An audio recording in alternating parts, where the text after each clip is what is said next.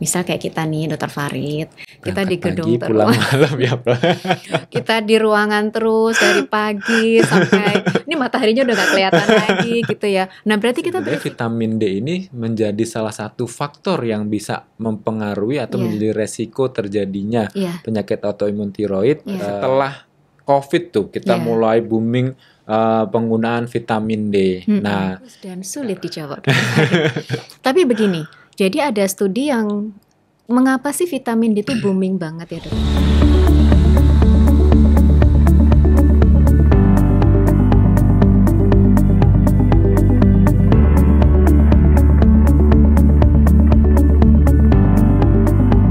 Assalamualaikum warahmatullahi wabarakatuh. Selamat siang, Sobat Sehat RSCM dimanapun berada. Perkenalkan, saya Dr. Farid Kurniawan, spesialis penyakit dalam dari Divisi Endokrin Metabolik dan Diabetes, Departemen Ilmu Penyakit Dalam FKW RSCM. Hari ini akan memandu podcast kita di RSUPN Cipto Mangunkusumo yang rutin kita laksanakan dengan topik kali ini adalah vitamin D dan penyakit autoimun tiroid. Sobat Sehat RSCM, hari ini kita sudah ditemani oleh narasumber kita yang tentunya sudah sangat familiar dan sangat ahli di bidang vitamin D ini dan juga penyakit autoimun tiroid. Beliau adalah Profesor Dr. Diah Purnamasari, spesialis penyakit dalam, konsultan endokrin metabolik dan diabetes. Selamat siang, Prof. Apa kabar, Selamat siang, Prof? Dokter Farid. Alhamdulillah kabar baik. Alhamdulillah.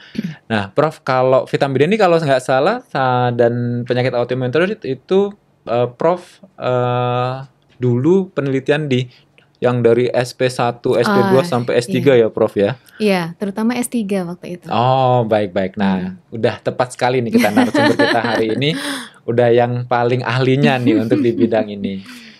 Baik, Sobat Sehat RSCM, kalau kita bicara mengenai vitamin D, mungkin dulu-dulu kita nggak banyak dengar ya, Prof ya. Setelah COVID tuh kita Iya. mulai booming penggunaan vitamin D. Nah, sekarang menariknya kita makin banyak tahu atau semakin banyak teman-teman kita di luar sana yang mengetahui kaitan antara vitamin D dengan penyakit autoimun. Nah, ini kita bicara dengan penyakit autoimun tiroid. Iya. Nah, sebenarnya vitamin D itu apa sih, Prof? Dan fungsinya dalam tubuh kita itu seperti apa, Prof? Iya, terima kasih Dokter Farid. Sobat Sehat, kita akan membahas mengenai vitamin D ya pada pertemuan kali ini. Iya, jadi vitamin D itu dulu orang mengenal sebagai vitamin tulang.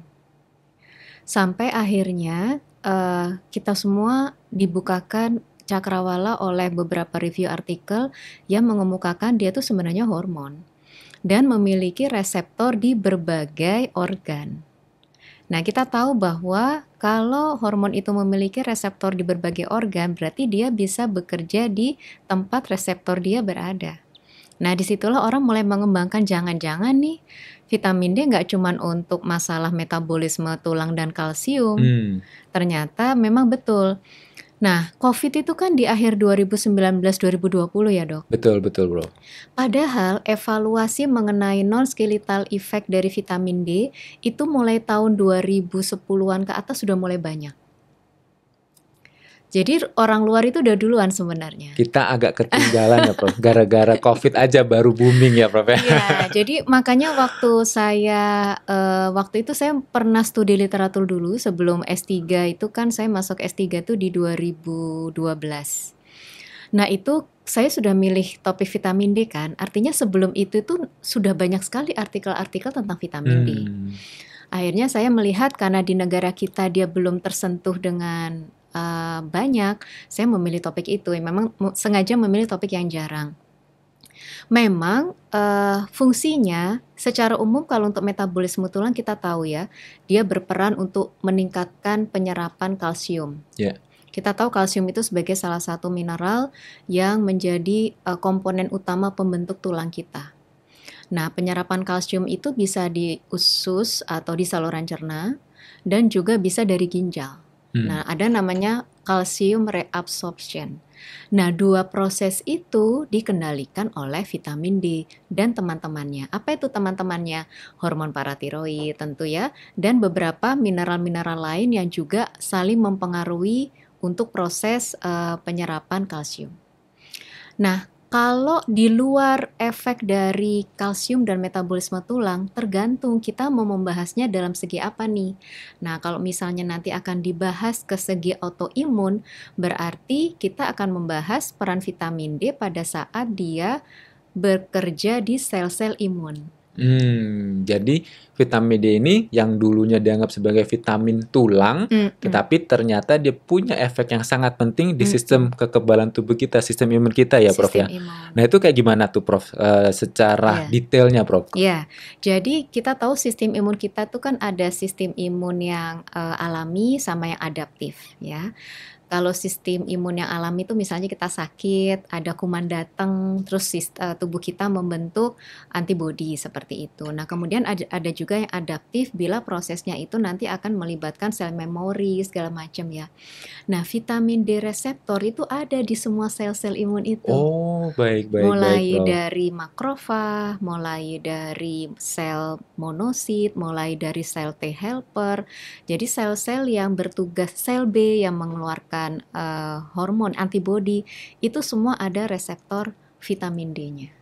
Jadi vitamin D-nya bisa nempel Bisa di nempel sel-sel di imun situ. tadi dan menimbulkan efeknya ya, Prof Iya, ya. dia. Nah, cuman lucu nih. Kan dulu ada pertanyaan. Oke, kita kalau kekurangan vitamin D, minum vitamin D supaya imun kita baik. Gimana kalau kebanyakan? Ntar imun kita turun karena kebanyakan. Iya kan? Ya, ya, ya. Secara common sense kan gitu. Ternyata enggak. Jadi rupanya dia itu statementnya adalah imun regulator.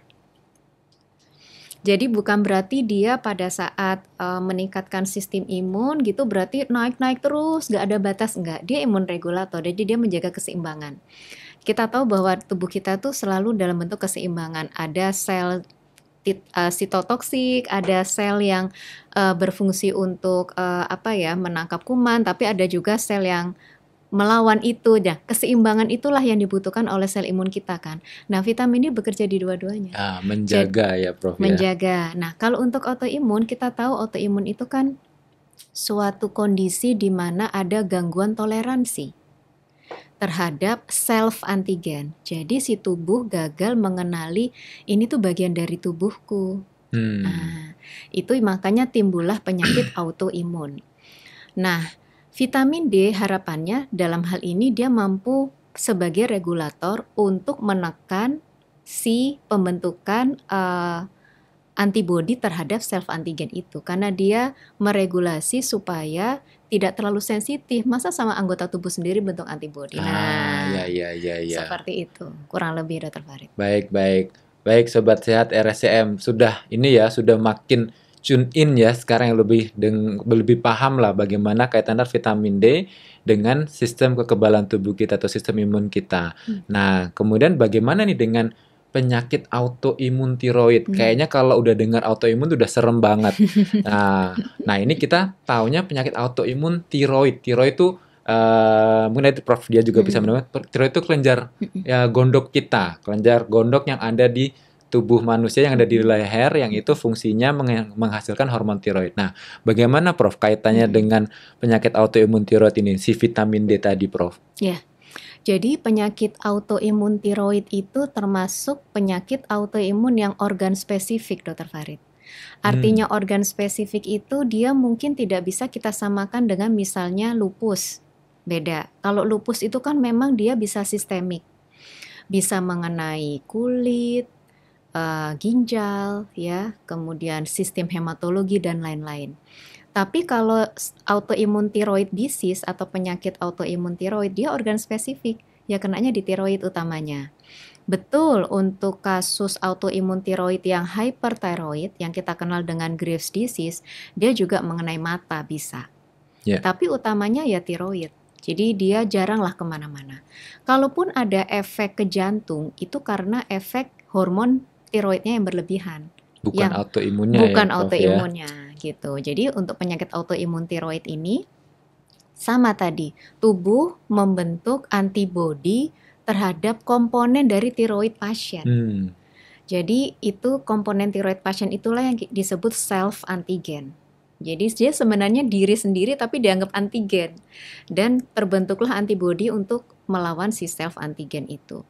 Nah, antibodi ini yang kita bisa periksa nih di laboratorium sekarang itu ada 3, Dokter Farid.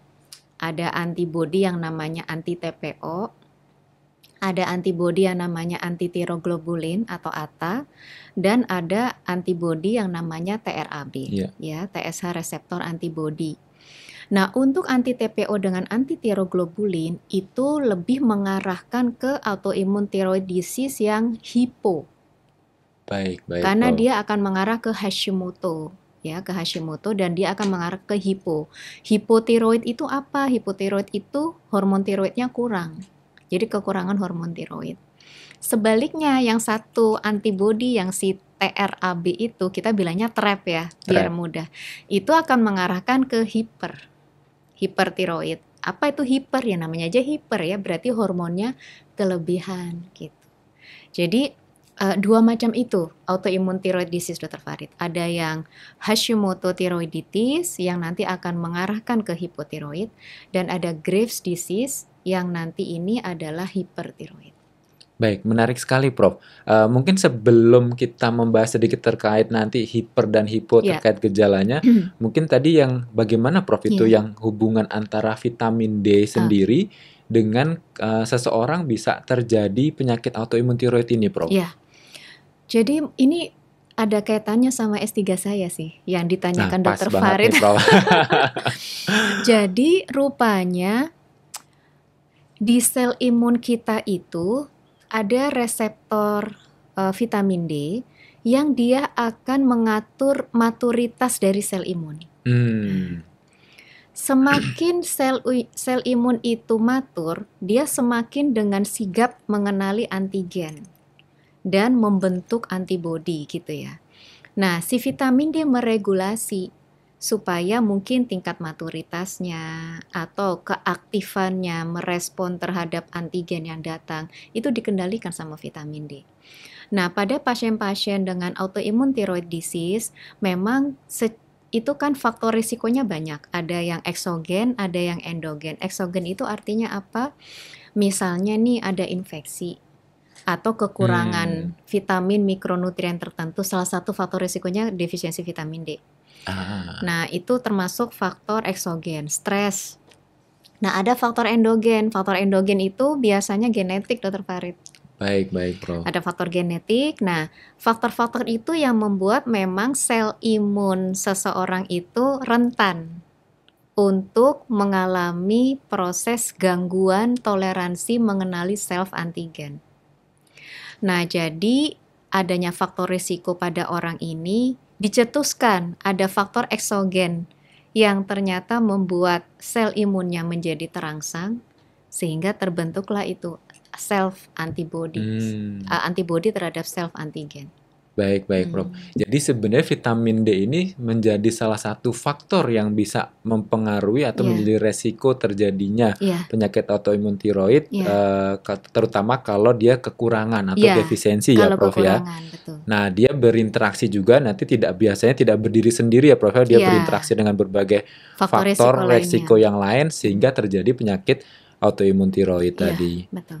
Nah, kalau misalnya kita bicara terkait defisiensi vitamin D nih, Prof. Mm-mm. Ada nggak sih, Prof, orang Mm-mm. yang akan merasakan gejala terkait Mm. defisiensi vitamin D ini, Prof? Hmm. Ya, yang menjadi masalah memang defisiensi vitamin D tidak selalu bergejala, Dokter Farid. Malah jarang ya. Eh, paling gangguan yang muncul karena memang dia itu utamanya adalah ke arah metabolisme tulang, kalsium, otot, mungkin gangguan muskuloskeletal, mungkin. Tapi Hmm, tidak selalu semua gangguan muskuloskeletal diidentikan dengan defisiensi vitamin D. Jadi biasanya karena gejalanya tidak khas ya, kita lebih menyarankan men-screening faktor risiko. siapa-siapa sih orang-orang yang berisiko mengalami defisiensi vitamin D? Ya, ya, ya. Nah, di antaranya tentu orang yang jarang terpajan matahari. Kita tahu matahari itu sumber utama vitamin D, karena sinar matahari itu akan berinteraksi dengan komponen di epidermis yang menjadi bibit awal pembentukan Ya. vitamin D. Jadi kalau pajanan mataharinya kurang, tentu resiko defisiensi meningkat. Faktor risiko yang lain juga nggak bisa kita abaikan, diantaranya usia. Semakin tua usia, terutama kalau usia sudah di atas 60 tahun, maka lapisan kulit akan menipis sehingga kemampuan untuk memproduksi bibit vitamin D dari pajanan matahari berkurang. Baik, Prof. Faktor risiko yang lain, pasien-pasien dengan gangguan saluran cerna. Misalnya dia juga ada autoimun tapi saluran cerna, diare, kemudian ya mengalami beberapa kali episode muntah, diare. Nah, berarti proses penyerapan vitamin D yang mungkin sedikit banyak ada di makanan juga terganggu. Penyerapan kalsium juga. Beberapa faktor risiko lain mungkin juga obat-obatan yang nanti akan mempengaruhi absorpsi atau obesitas. Ya. Obesitas, kenapa? Karena memang kita tahu vitamin D itu vitamin yang larut lemak. Jadi pada pasien-pasien obesitas seringkali ada sekuestrasi vitamin D itu di jaringan adiposa. Numpuk di jaringan lemaknya ya, Prof. Betul. Ya. Jadi itu salah satu faktor risiko aja. Dan faktor risiko lainnya.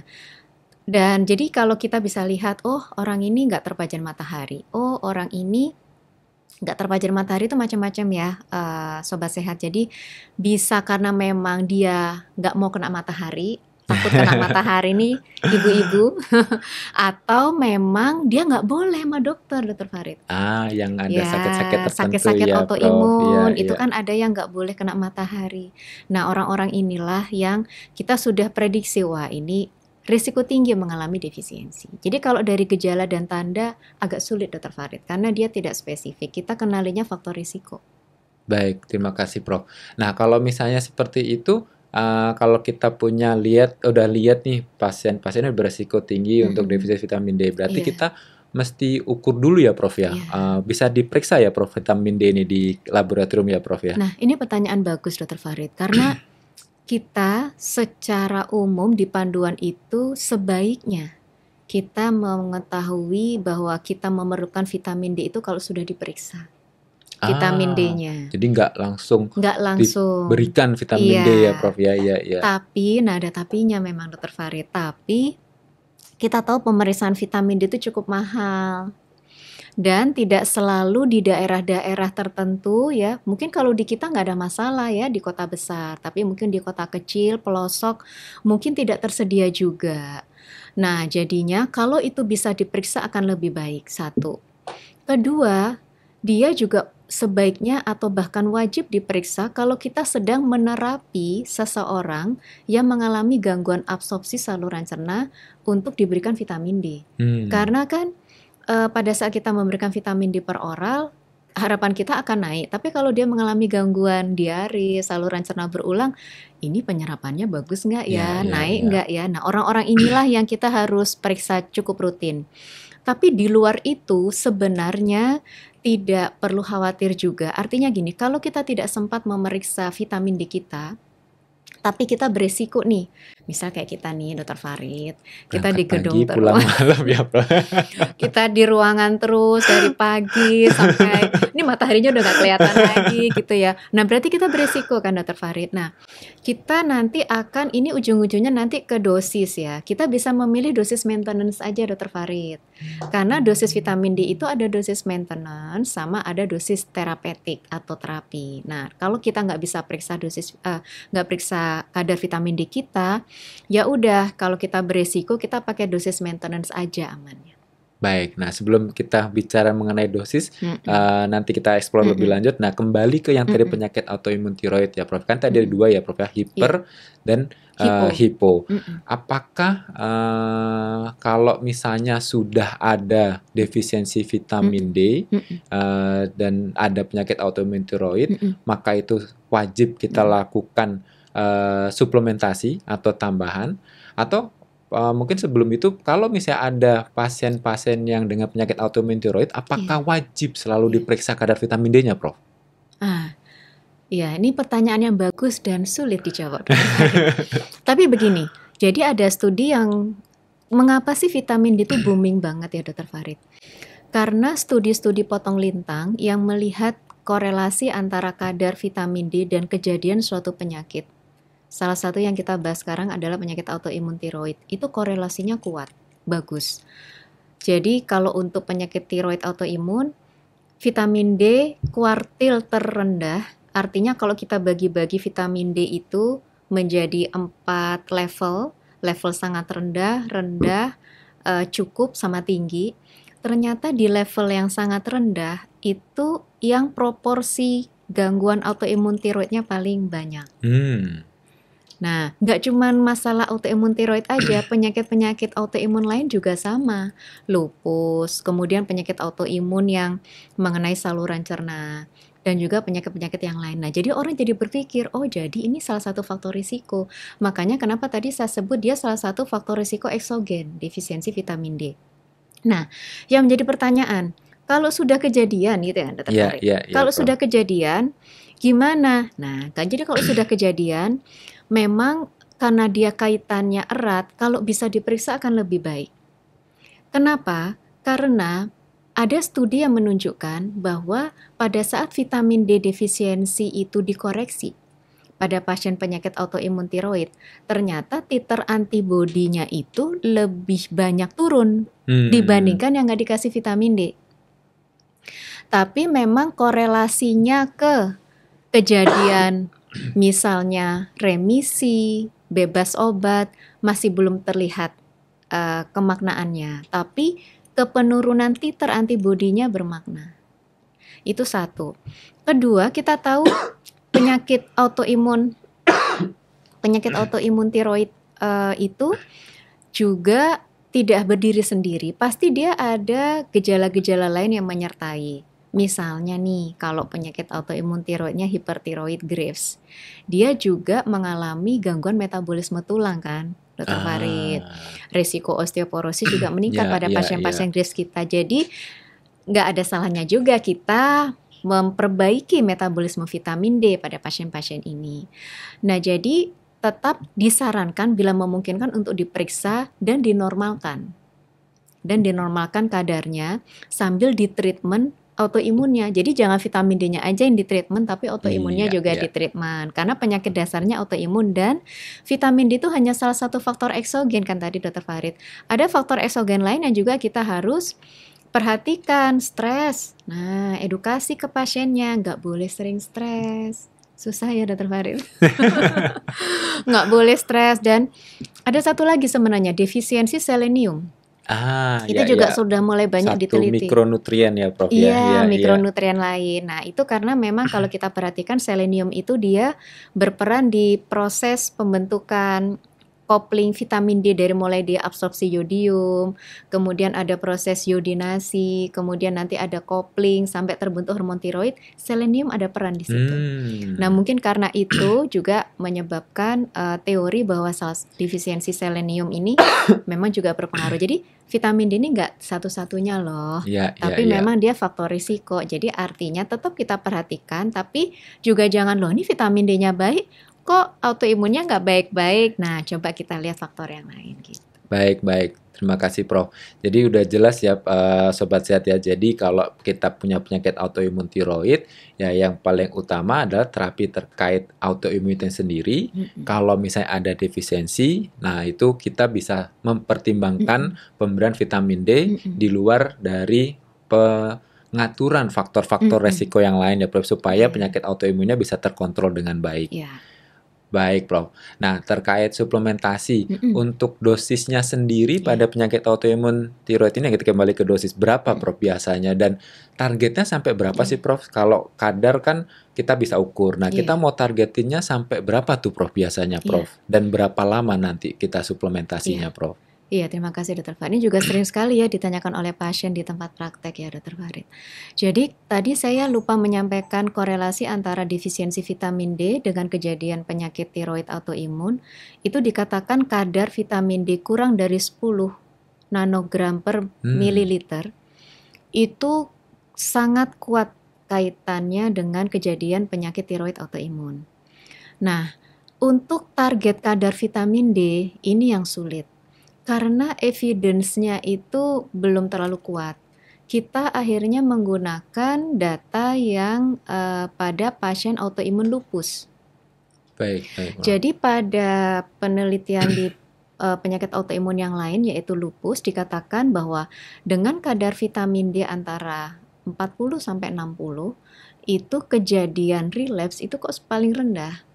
Meskipun 40 sampai sampai 60 ya, Prof 60 ya. nanogram per mililiter itu kejadian relapse-nya itu paling lumayan, artinya tidak setinggi kadar-kadar di bawahnya. Nah, jadi melihat dalam kondisi tersebut, meskipun target vitamin D untuk efek skeletal itu cukup di atas 20 Oh, sebenarnya. cukup jauh ya ternyata ya, Prof ya. Iya, Iya, iya. cukup jauh. Ada yang bilang 30 untuk efek skeletal, tapi pernah penelitian bersama antara Prof Rina dari bagian gizi dengan teman-teman sejawat saintis di Malaysia dan negara-negara tetangga menemukan bahwa kadar vitamin D 20 nanogram per mililiter itu kadar PTH belum naik. Artinya dia belum defisiensi, karena begitu vitamin D defisiensi, hormon paratiroid akan naik untuk memobilisasi tulang, kalsium dari tulang. Nah, itu hormon paratiroidnya belum naik, jadi berarti vitamin D 20 itu sebenarnya masih cukup. Tapi memang secara umum disarankan 30 nanogram per mililiter. Nah, untuk autoimun lebih tinggi Lebih lagi. tinggi lagi. Baik, baik, Prof. Mm-mm. Nah, itu terkait target ya, Prof ya. Target. Nah, kalau berapa lamanya, Prof? Nah, Kalau udah tercapai apakah di stop ya, atau bagaimana, ya. Prof? Kalau dosis, nah tadi kan saya sampaikan ada 2 dosis ya Dokter Farid, ada dosis maintenance dan dosis treatment. Nah, dikatakan dosis treatment itu biasanya antara 5.000 sampai 10.000 per hari. Kalau dosis maintenance itu antara 1.000 sampai 4.000. Apa bedanya antara dua dosis itu? Dikatakan bahwa begitu seseorang itu mendapatkan dosis treatment, ya tentu high dose ya. Ya, ya. Dia harus dengan rutin menjalani evaluasi pemeriksaan vitamin D. Karena kita juga harus ingat vitamin D yang berlebihan juga menyebabkan vitamin D toksikasi. Karena ada grafik bentuk U.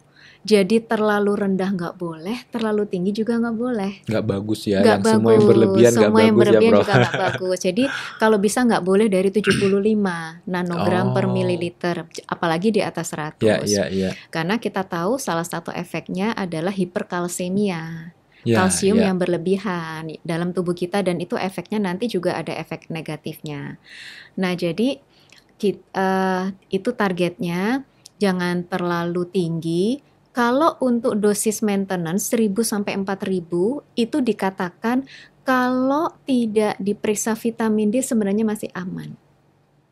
Tapi kalau memungkinkan diperiksa tetap baik karena dosisnya kecil kan, Dok. Cuma 1.000 sampai 4.000. Nah, itu tergantung dari ya mungkin berat badan, mungkin saya bilang tadi orang obes butuh lebih tinggi gitu mungkin ya, Dok, untuk dosis vitamin D-nya. Kalau kita sudah bisa mencapai target dengan dosis treatment, misalnya pasien kita kasih dosis 5.000 per hari. Terus sudah tercapai nih dosisnya 60 gitu misalnya.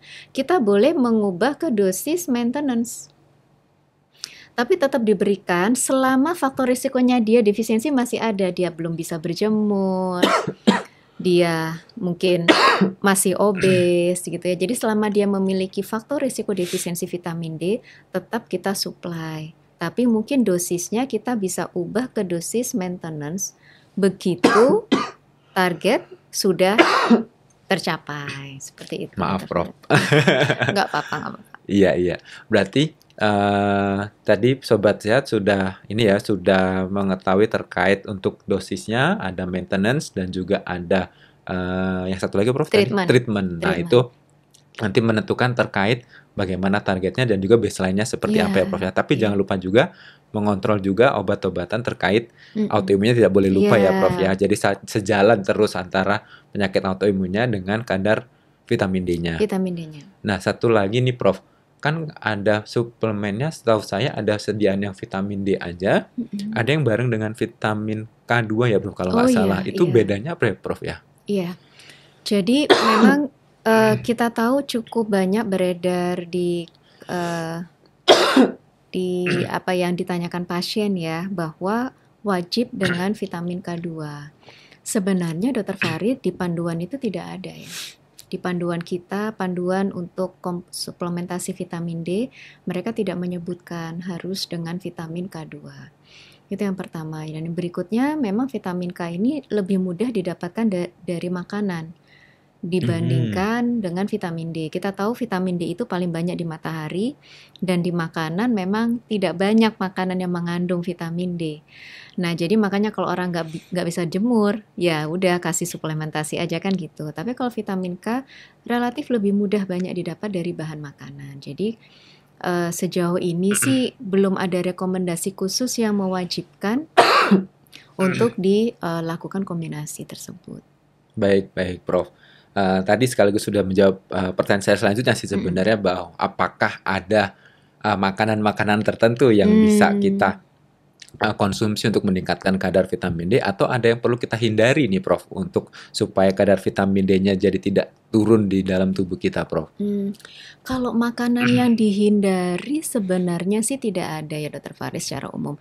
Tapi memang yang cukup banyak mengandung vitamin D tentu beberapa produk susu yang sudah terfortifikasi, dan itu kan tidak banyak baik, ya. baik, Prof. Dan untuk ikan-ikan ya, ikan-ikan juga nggak semua ikan gitu loh. Tapi ikan-ikan yang mungkin agak cukup jarang bisa dengan mudah didapatkan oleh masyarakat kita ya, untuk bisa dikonsumsi sehari-hari.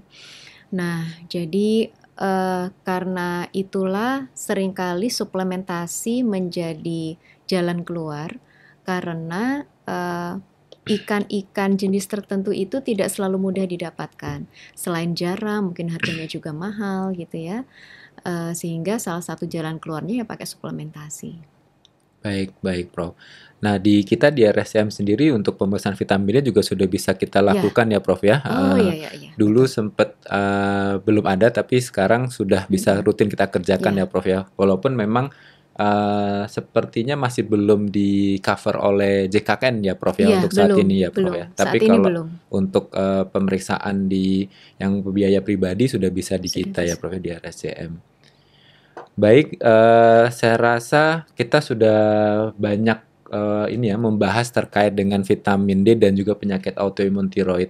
Mungkin sebelum kita akhiri podcast kita, ada pesan-pesan yang bisa disampaikan atau ringkasan dari yang kita diskusikan hari ini, Prof, terkait hubungan antara vitamin D dan penyakit autoimun tiroid ini, Prof?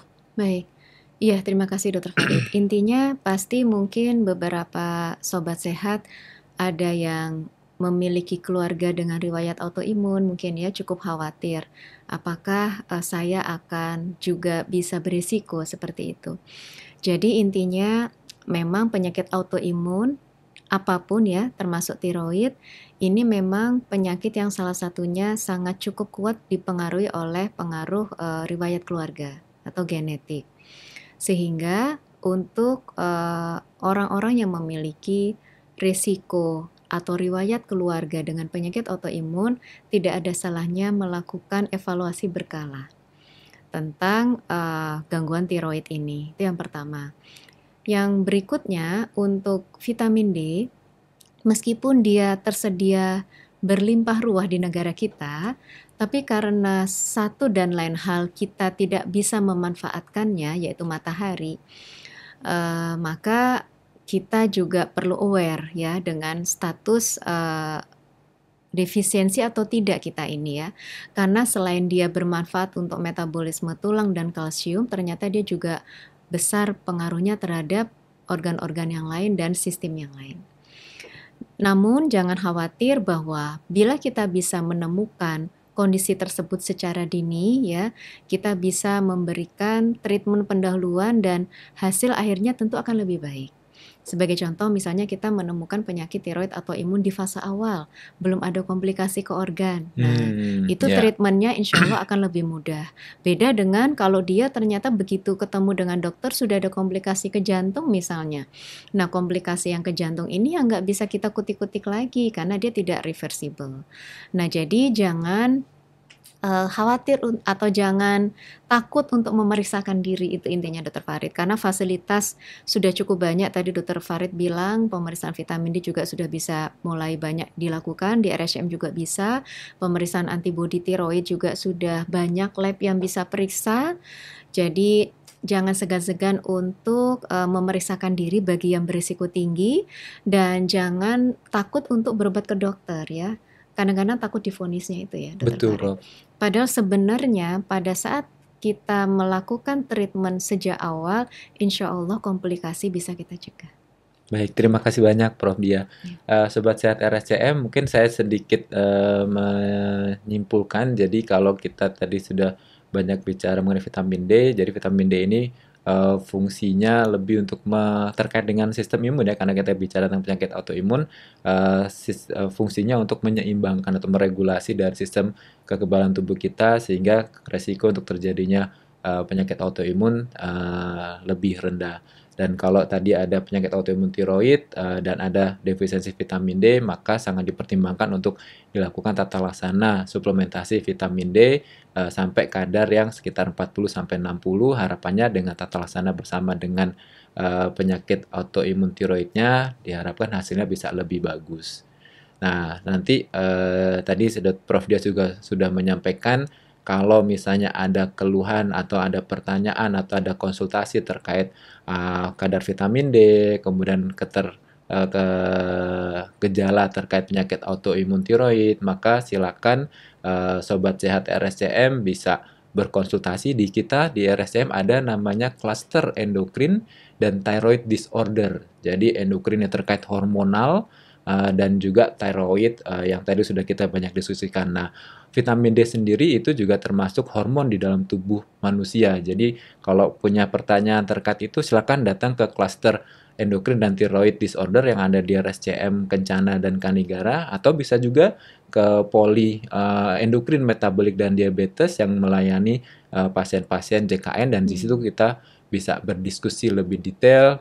Sobat Sehat bisa menanyakan lebih detail mengenai apa yang sudah kita diskusikan hari ini. Sekali lagi terima kasih banyak Prof. Dia atas ilmunya, insya Allah sangat bermanfaat sekali. Amin. Buat saya, buat Sobat Sehat semua yang ada di rumah yang menyaksikan podcast kita hari ini. Saya rasa kita akhiri, kurang lebihnya mohon maaf. Assalamualaikum warahmatullahi wabarakatuh. Selamat siang. Selamat siang. Terima kasih banyak, Dr. Prof. Farid. Terima kasih.